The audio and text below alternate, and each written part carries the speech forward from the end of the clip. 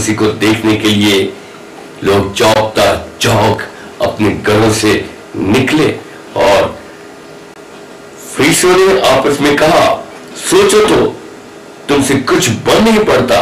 देखो जहान इसका पैरों हो चुका है, लोग इसके पीछे आ रहे हैं।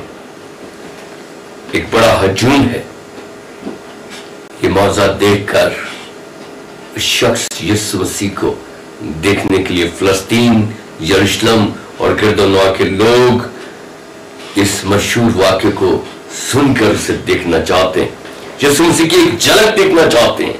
यूहन्ना 12 बाब उसकी 20 और 21 आयत में लिखा है कि लोग ईद की वजह से प्रतिष्ठ करने के लिए वहां पर इकट्ठे हुए हैं और वहां पर कुछ यूनानी हैं जो फिलिप्पस से कहते हैं कि हम यीशु मसीह को देखना चाहते हैं। और फिर अंद्रियास और फिलिप्पस ने यीशु को खबर दी और यीशु मसीह ने कहा कि वो वक्त आ गया है कि इब्ने आदम जलाल पाए। खुदावंद ने इस अजीम मौजे के बाद यीशु मसीह अल्लानिया तौर पर फिर बाहर नहीं निकले, बल्कि वो जंगल के नजदीक एक इलाका इफ्राइम है, उस शहर में खुदावंद यीशु मसीह चले जाते हैं। यरूशलेम में दाखिले से पहले जो वाक्यात रूनुमाओं ने लूका 19 बाब और उसकी 35 और 45 आयत में हम देखते हैं कि पहला वाक्य यह है कि उन्होंने अपने कपड़े गधे के बच्चे पर डाल दिए।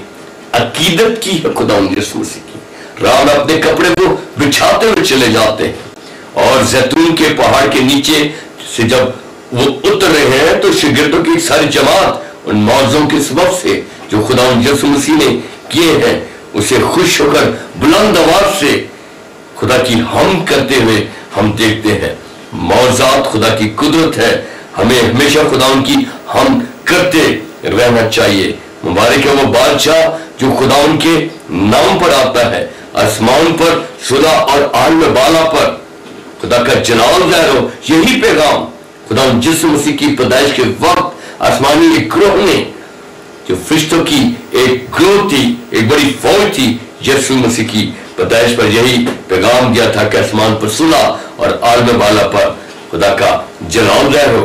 यीशु मसीह से फकीर और फरीसी कहने लगे कि आए उस्ताद अपने शागिर्दों को डांट दे।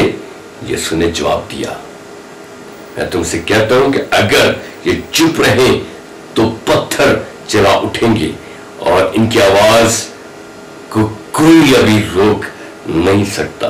पांचवा वाक्य हम देखते हैं कि यीशु मसीह जब यरूशलेम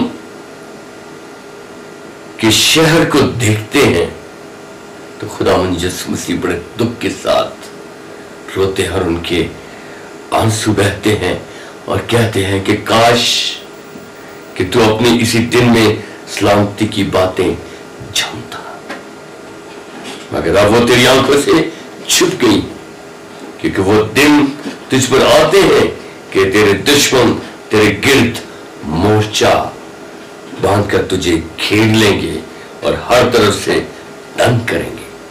खुदावंद यीशु मसीह जब बड़ी शान के साथ इस जगह दाखिल होते हैं तो हम देखते हैं कि वो हैकल में जो लोग खरीदो फरोख्त कर रहे होते हैं, सराफों के तख्तों और कबूतर फरोशों की चौकियों को वो उलट देते हैं और उनसे कहते हैं कि लिखा है कि मेरे घर जो है वो दुआ का घर है, मेरा घर खुदा का घर, दुआ का घर कहलाएगा, मगर तुमने इसको डाकुओं की खो बना दिया है।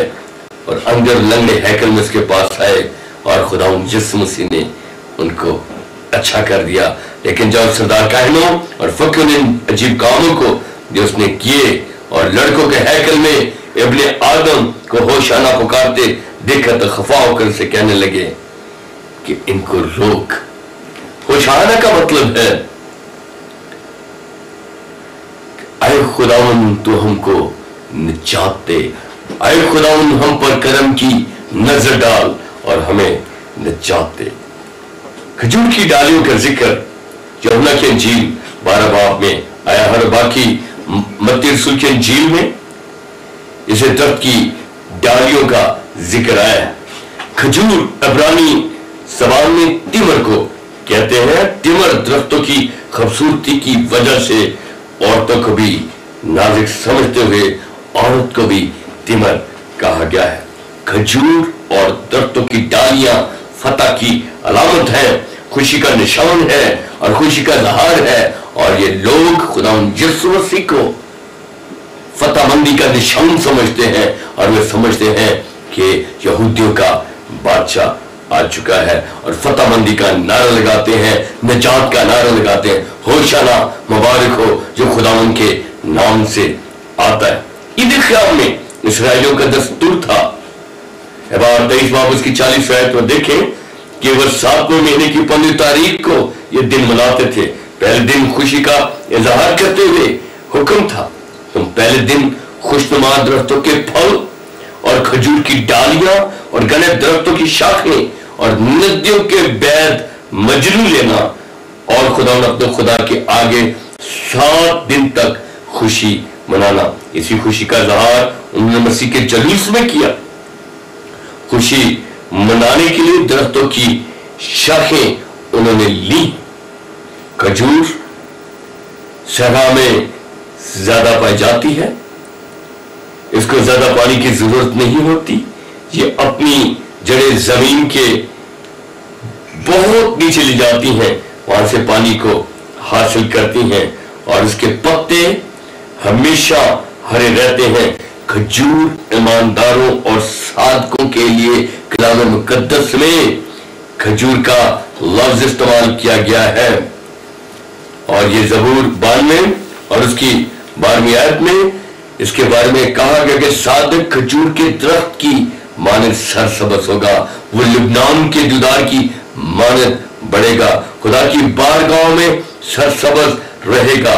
ईमानदार उस दरख्त की मानद होगा जो पानी की नदियों के पास लगाया गया हो। यीशु मसीह की शान में दरख्त की डालियां, खजूर की डालियां लिए हुए उस अजीम नदी के इर्द गिर्द लोग जमा हैं और देखते हैं और अपनी निजात के मुंतजर हैं और कहते हैं, होशाना मुबारक हो जो खुदा उनके नाम पर आता है। होशाना का मतलब है आए खुदा हमें निजात दे।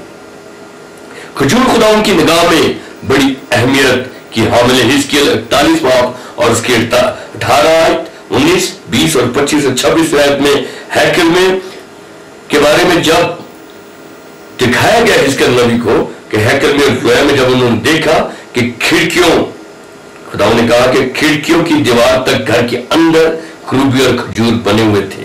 एक खजूर 2 खरूबियों के बीच में था, एक तरफ इंसान का चेहरा खजूर की तरफ था और दूसरी तरफ जवान शेर मुबर का चेहरा भी खजूर की तरफ था। जमीन से दरवाजे के ऊपर तक और हैकल की दीवार पर खरूबी और खजूर बने हुए थे। 25वीं आयत में लिखा है कि हैकल के दरवाजे पर खरूबी और खजूर बने हुए थे। 26वीं आयत में लिखा है ड्यूरी की अंदरूनी और बरूनी जानब पहले झरोखे और खजूर के दरख्त बने हुए थे। आसमानी यरूशलेम में भी ईमानदार इसी तरह से बर्रा की खुशी मनाते हैं।